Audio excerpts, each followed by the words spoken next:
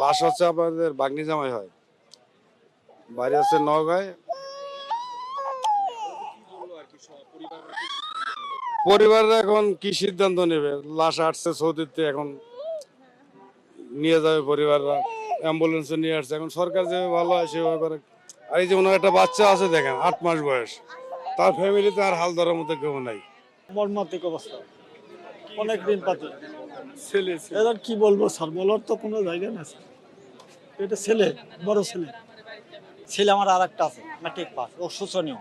সরকার যদি ওই ছেলেকে তার শিক্ষা যদি একটা কর্মজীবন দেয়, এটাই আমাদের প্রত্যাশা স্যার। সরকার থেকে আজ আমাদেরকে 35,000 টাকার একটা চেক দিয়েছেন এবং আরো কিছু আর্থিক সহযোগিতার আশ্বাস দিয়েছেন। এটা এটা এটা দিয়ে তো ধরেন পরিবার ওইভাবে চলবে না।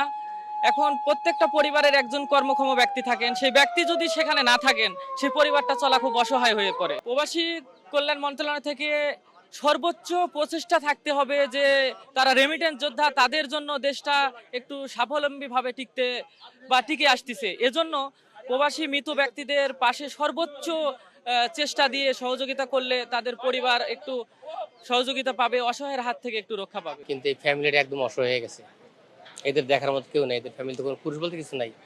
পুরুষ বলতে একজন আছে, সেটা হচ্ছে আমার যে নাতিটা 8 মাসের, আর কেউ নাই।